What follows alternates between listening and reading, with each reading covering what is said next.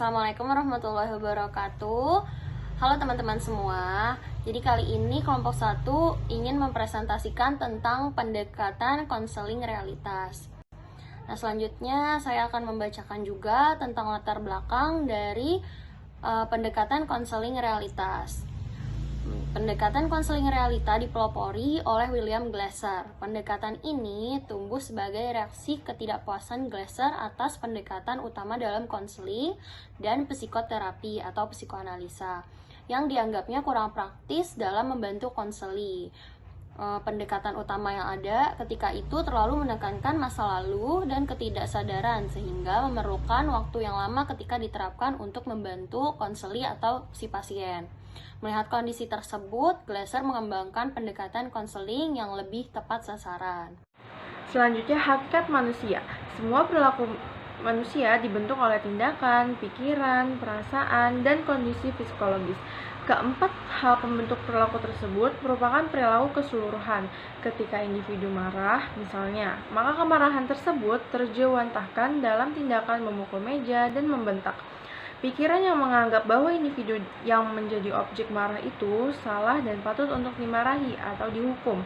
Perasaan marah, kesal, dan kecewa yang meledak-ledak, dan kondisi psikologis yang berubah wajah memerah, mata melotot, dan detak jantung yang meningkat. Struktur kepribadian. Responsibility merupakan kemampuan seseorang untuk memenuhi kebutuhannya tanpa mengganggu hak-hak orang lain. Reality merupakan kesediaan individu untuk menerima konsekuensi logis dan alamiah dari suatu perilaku. Right merupakan nilai atau norma patokan sebagai pembanding untuk menentukan apakah suatu perilaku benar atau salah. Individu memiliki pola identitas berhasil jika dalam upaya memenuhi kebutuhan dasarnya senantiasa selaras dengan kriteria 3R. Tetapi jika tindakan individu melanggar kriteria 3R, maka dia memiliki pola identitas gagal. Identitas berhasil inilah yang biasanya berkembang pada individu yang adaptif. Asumsi tingkah laku bermasalah.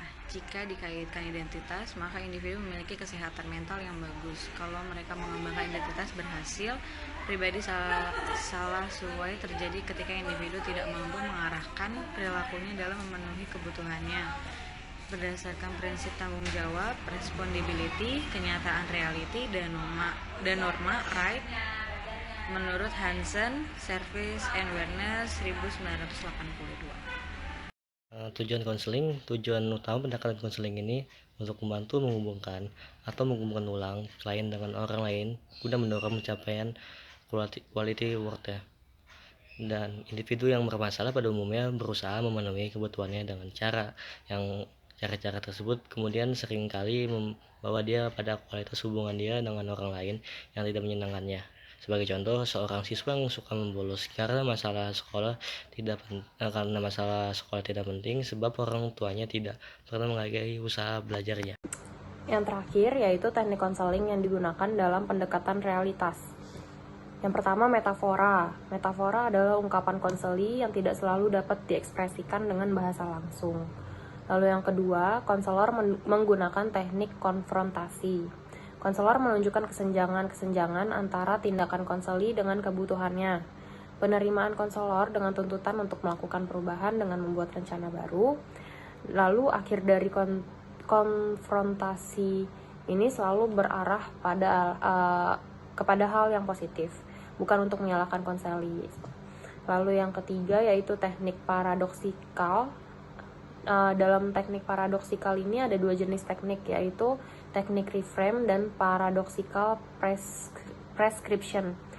Yang pertama, teknik reframe dilakukan untuk mendorong konseli untuk mengubah cara berpikir tentang suatu topik. Lalu paradoxical perception teknik ini dilakukan dengan mendorong konseli untuk membayangkan hal-hal yang paling buruk yang mungkin terjadi serta mencari solusi untuk menghadapinya.